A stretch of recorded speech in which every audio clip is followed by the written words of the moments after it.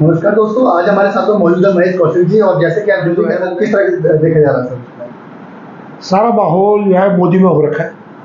Vote किसी भी नाम पे नहीं पड़ रहा, सिर्फ मोदी फैक्टर काम कर रहा है और कोई फैक्टर काम नहीं कर रहा। पहलापुर में और लालपुर के अंदर अगर देखा जाए भीड़ को देकर के, इससे पहले कभी लोकसभा के अगर देखा जाए तो इस तरह की कभी भीड़ नहीं उभरी जिस तरह से एक जन सैलाब निकला हुआ है। सुबह से लोग लगे हुए हैं, अभी भीड़ खत्म होने का नाम ले रही है। इसको किस तरह से देखते हैं सर? अप्रत्याशित है, पहले कभी नहीं हुआ। जो टर्नआउट अभी हो रहा है, हम अपने अगर उसकी बात करें, जो पोलिंग स्टेशन है उसमें जो टर्नआउट हुआ है वो बेहतरीन है, बहुत बढ़िया हुआ है, इससे पहले कभी हुआ नहीं। तो मुझे लग रहा है कि ये साइलेंट वोटर है, जो मोदी के लिए साइलेंट वोट कर रहा है, वो निकल रहा है बाहर, मुखर होकर निकल रहा है।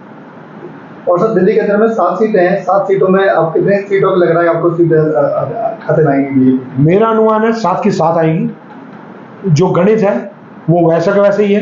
17% वोट थी आम आदमी पार्टी की पिछली बार, 22% वोट थी कांग्रेस की, जो कि दोनों कन्वर्ट भी नहीं हो रही है एक दूसरे के लिए। वो भी देख लो, और भी कोई फैक्टर लगा लो, उसके हिसाब से सारा गणित बैठता है कि बीजेपी 7 की 7 सीटें निकालेगी। अगर हम बात करें यहाँ दक्षिण दिल्ली की बात अगर हम करते हैं, यहाँ पे रणवीर सिंह बिधूर जी पहले से ही विधानसभा में पहले से मिनिस्टर यहाँ पर हैं, दिल्ली को सूट में सरकार में। तो यहाँ अगर देखा जाए तो लोकसभा के क्षेत्र के अंदर में पहली बार लोकसभा क्षेत्र में आए हैं वो, तो क्या लग रहा है उनको कितने वोटों से आगे चलेंगे? देखो, वो पहली बार आए हैं, लेकिन इससे पहले रमेश बिधूड़ी 10 साल रह चुके हैं। इतना विकास किया है उन्होंने, इतना काम किया है कि उसकी वजह से उनको इसमें फ्लोट करने में बहुत आसान होगा, क्योंकि उन्होंने एक रोड तैयार कर रखा है, उसमें उनको कोई दिक्कत नहीं आनी, इसलिए वो आराम से ये अपनी वैतरणी पार कर रहे हैं इसके इलेक्शन।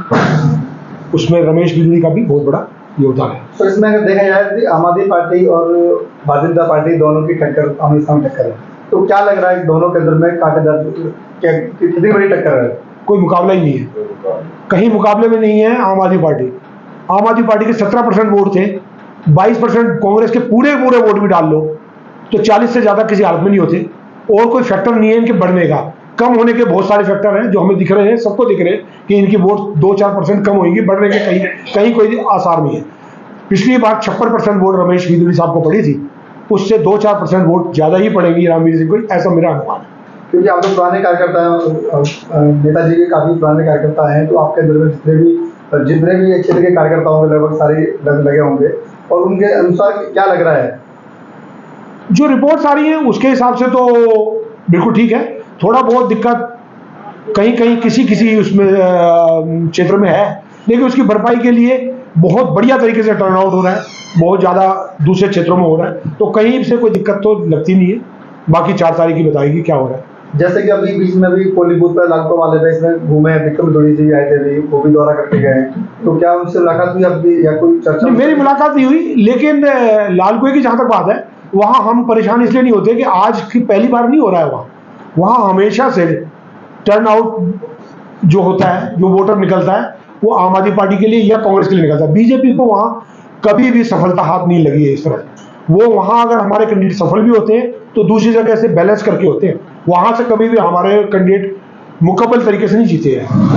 तो कोई अप्रत्याशित नहीं है वहाँ। अगर झाड़ू को वोट पड़ रही है और बीजेपी को वोट कम पड़ रही है तो कोई अप्रत्याशित नहीं है। उसके बैलेंस करने के लिए प्रहलादपुर है, जीडी ब्लॉक है और आरजेड ब्लॉक है, बहुत है।